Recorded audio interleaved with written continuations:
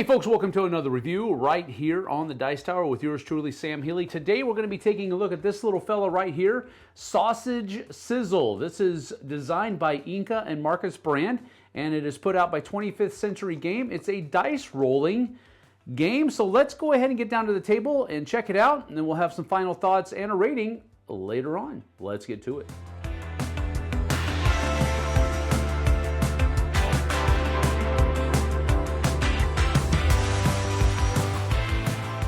So in order to play a game of Sausage Sizzle, you're just basically going to give everybody one set of these 6 animal tokens. You have one side that is very clear and another side that is kind of grayed out, but that's so that you can show which animals you have scored. So what you're trying to do is you're going to be trying to score as many points for each of these animals throughout the course of the game. There's 6 animals to score, there's 6 rounds in the game, and you're going to be able to score exactly 1 animal each round and only once during the game. So what you're going to be doing is you're going to be rolling these dice, and there are 4 animal dice, and then there are 4 number dice, basically. Now, on the dice, the sausages that are here normally count as 1s, and then this one will go all the way up to 5. So you have 1, 2, 3, 4, 5. And then you have, on this one, you have 2 sausage faces, which is why there's not a 6. Over here, you're going to have, this one goes up to 5 as well, starting with the sausage, but there's only 1 sausage and there are 2 5s. So you basically have 1 to 5 on both of the dice. The brown dice only have 1 sausage. The orange dice here have 2 sausage faces on the die. And then there's 1 kind of animal for each face on these dice. So what you're going to be doing is you're going to roll the dice, and you must lock 1 die every single roll. So if you might do something like this, you might be able to lock both of those, denoting that you're going to try to score that animal down there, and then you go ahead and give another roll. Now, what you're trying to do here is you're trying to get a number of animal dice, so I would probably lock that one again at least, but maybe I want to lock these 5s as well, because what you're going to be doing is you're going to take the lowest number die, and you're going to multiply that number by how many animal faces of the same kind of animal that you're going to score, and you'll get that will be your score at the end of the round. So I'm going to go ahead and keep rolling these, and I'm going to try to get, okay, there's another 5, and get another roll here, and well, now I have to make a decision. I definitely don't want the 1, because remember, you're multiplying the lowest number over here by how many you have over here. So I'm going to lock this echidna, even though it doesn't help me. It gives me another chance to roll a 5, and I didn't roll a 5, but at least I didn't roll that sausage, which is a 1. So in this case, I would have scored 3 times 3, 9 points for my lizards. I would just go ahead and write that down right here. But there is a twist, and that is these sausages. These sausages, if you roll them by themselves, count as a 1. So if I would have ended up with this last turn, I would have multiplied 3 times 1. But if you're able to get it to where all 4 of these dice are sausage faced, then they actually count as 7. So if I would have rolled this, it would have been 3 times 7, making my score 21.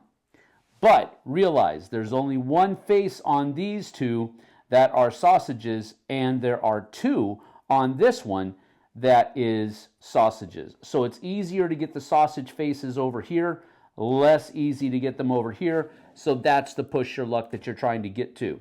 And that's really how you play the game. You play for 6 rounds. Everybody can score each animal once over the course of the game. Whoever has the most points at the end is the winner.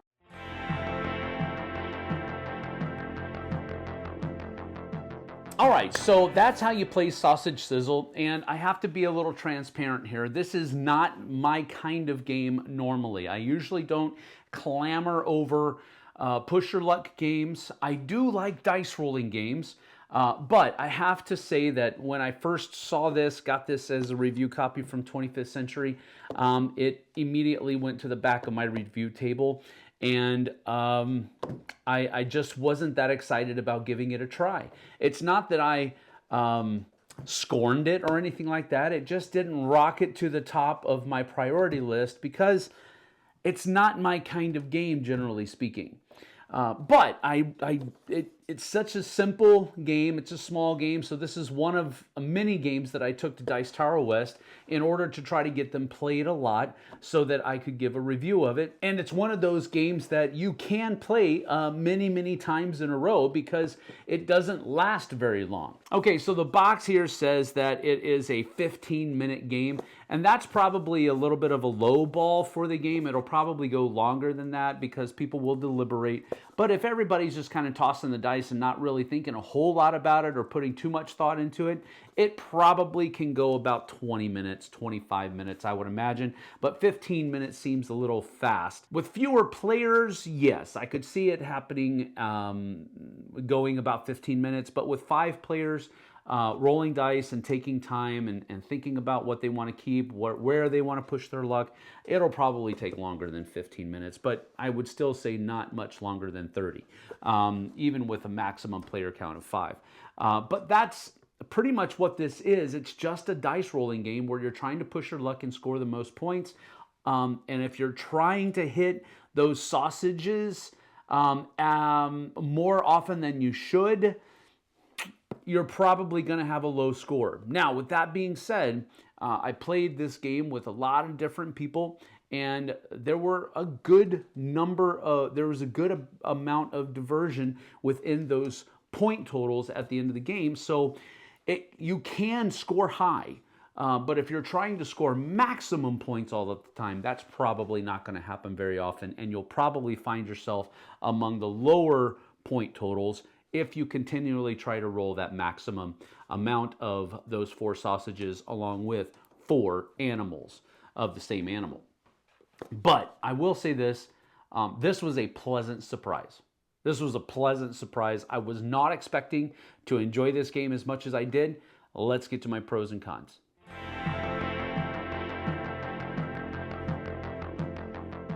My first pro of the game, I alluded to it a little bit in my final thoughts, and that is lightning fast playtime. Your turns are always going fast because you're rolling, picking this, locking that, roll, lock this, roll, lock that, and it's a very fast game. There is an amount of downtime because when somebody else is rolling the dice, you're not doing anything, but I don't really count it as downtime because you're still invested in what they're doing. You want to see that perfect score happen, even though it's not yours. Now, you want to see it happen on yours more often than not, but it's still exciting for it to happen on somebody else's turn, and it's fun to experience their excitement as well. So with that having been said, this is a fast game. This is talking, I would say probably normally 20 to 30 minutes tops, depending on what the player count is. You might go a little bit over 30 minutes if you have maximum player counts, but really I don't think you will. This is a fast game, and that's one of its main strengths. It's a great palate cleanser in between 2 larger games. It's a great opener, appetizer if you want to go with that food analogy a little bit further. It's a great game to start the night off. It's a great game to end the night. You're about to leave. You want to play something that's not that difficult. This is right there. All right. And it's a fun one with some great decisions to make to boot. My second pro is that it is a simple teach. Even if you just read this extensive rule book while you're teaching how to play the game, it is still a simple teach, and that's why I'm calling it a simple teach. This is one of those games where you can just go boom, boom, boom, boom, okay, let's play. And you can still, even if you're reading the rule book and teaching it at the same time, you can still probably teach how to play the game in about 5 minutes. Not difficult at all, because I think it's one of those kinds of mechanisms of rolling and locking dice That is a fairly common mechanism in modern day gaming, and it's one that's been used over time, so a lot of people are familiar with it, and that's why it's so simple to teach. But I really think that this one is a great game to have in your back pocket. Most game nights that I've gone to, they start off something like this. What do you want to play? Well, I don't know. What do you want to play? I don't know. I'm kind of in the mood for this, but I could play whatever. Well, I'm kind of in the mood for this, but I'll play whatever as well. And we spend about 10, 15, 30 minutes just talking about what we want to play, and now that's 30 minutes we won't ever get back. Well, why don't you try this? Bring out Sausage Sizzle or something similar to it and play it, and while you're playing it, talk about what you want to do. And that'll be a game under your belt, and then after that game's over, boom, you go on to a larger game. That's one of the best things about this kind of game, and this game in particular. Third pro for me is that it is simple scoring, and you're actually writing down your score as you go through the game, and you can only score each animal every round, so you are not going to be able to improve that score or anything like that, so you actually know how things are going as the game continues. And there is a point at which there is going to be okay, there's absolutely no way I'm going to catch the winner at this point. I know I'm not going to win. There is that, but come on. There is a, this is such a small game that who cares if you win or lose? It's all about trying to do your best, trying to pull off that epic moment. Even if you lose and you get one of those perfect scoring rounds, you can walk away from it saying, I scored a perfect round. Yes, I still lost, but I scored a perfect round. But I like the fact the pro is that this scores quickly. And it's as the game is going. There's usually not going to be a whole lot of surprise, but there can be some close calls. There can be some, to the tape type wins and losses, and I like that about the game. It's an easy scoring game. However, a lot of games, even the small ones now, it takes you a little bit of time to score up at the end of the game. Not here. It's simply add, done, who won? That's it. Finally, in my pros, I'd like to talk about the component quality. The dice are good.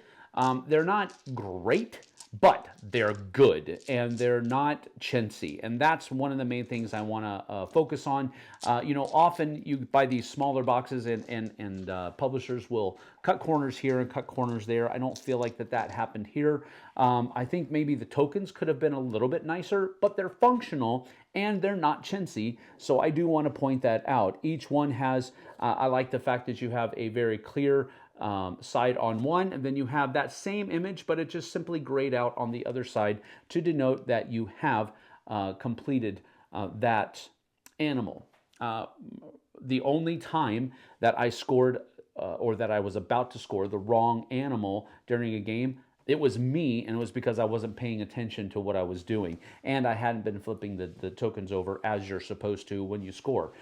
So it is an effective way of keeping track of what animals you've scored and what you haven't scored, but user error is always going to be a case. But as far as the components are concerned, the score sheets are nice, and there's more than enough of them, and on top of that, they are double-sided as well. So that's a cool thing. The pencil that comes with is good shape, but it's a pencil, and you're going to probably have to sharpen it after a few plays, but you're not writing a whole lot on the score, and we already talked about the dice. It's a great as far as component quality is concerned, and I think it gets a pass there. And as far as cons are concerned, nada. Nothing. No cons whatsoever with this game. I really enjoy it for what it is, and it is just one of those palate cleansers or game starters or game enders, game night enders that really do well at being a satisfying game that doesn't take a lot of time.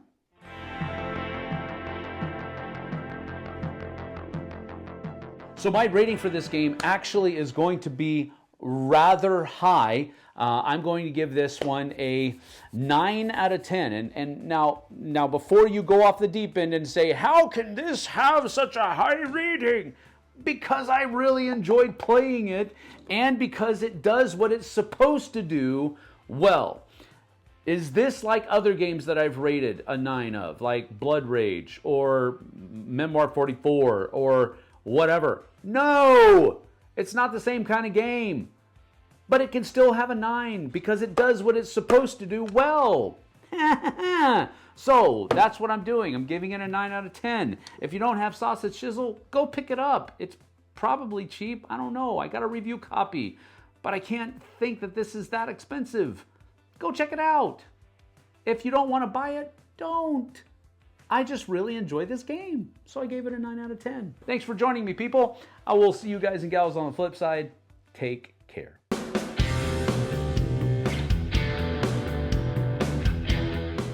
Hey everybody, thanks for watching this video. If you like this review or whatever you just watched, wasn't it amazing?